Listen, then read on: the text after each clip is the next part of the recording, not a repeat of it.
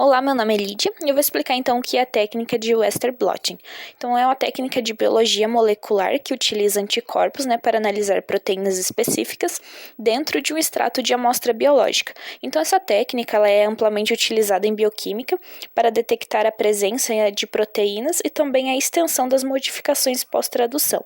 Verificar também a expressão proteica em aplicações de clonagem, analisar os níveis de expressão de proteínas e biomarcadores no mapeamento de epítopos de anticorpos e para testar a presença de marcadores de doenças em contextos clínicos.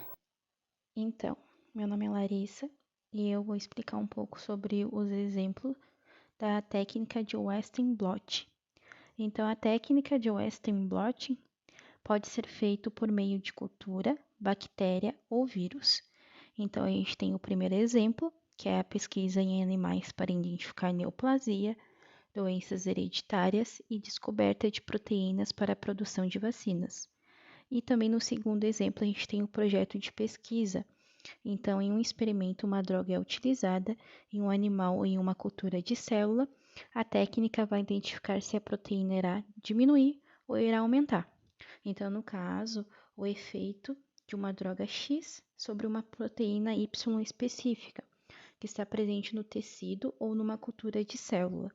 Aí vamos verificar se essa droga está aumentando ou diminuindo a expressão da proteína sobre o tecido.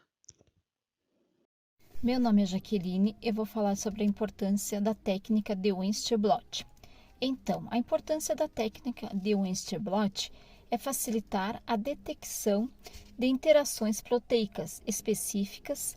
Então, como a técnica tem várias tiras multi-clip, ela aumenta o rendimento ao mesmo tempo, em que minimizar a variabilidade entre blots e também várias tecnologias estão sendo desenvolvidas para reduzir as quantidades de proteínas necessárias para produzir um sinal e melhorar a capacidade quantitativa do Western blot.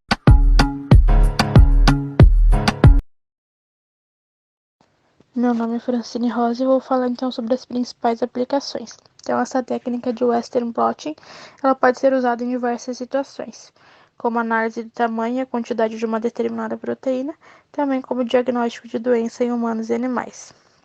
Testes confirmatórios também do HIV, detectando o anticorpo anti-HIV, e a detecção de proteínas defeituosas.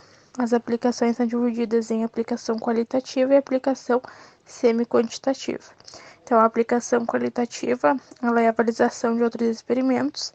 Ela verifica, então, o silenciamento de uma proteína, a expressão, após, então, a clonagem. A superexpressão, também após a clonagem, localização intracelular, a confirmação de uma imunoprecipitação, e daí, como lhe informei antes, o diagnóstico do HIV, dando o exemplo. A semi-quantitativa, então, é um efeito sobre uma determinada condição externa na expressão de uma proteína, como droga, temperatura, exercício físico, dieta, poluição, pH. Agora irei falar sobre, então, as etapas de Western blot. A primeira seria, então, cortar a membrana de nitrocelulose do tamanho do gel. A segunda é colocar o gel de separação em tampão de transferência por 15 minutos. Membrana de nitrocelulose. A terceira é colocar os papéis de filtro em tampão de transferência. A quarta seria como fosse montar um sanduíche, que é o papel filtro, membrana, daí o gel e papel filtro. E o quinto é realizar a transferência a 10 volts por 30 minutos, mais ou menos. Ou também mais tempo.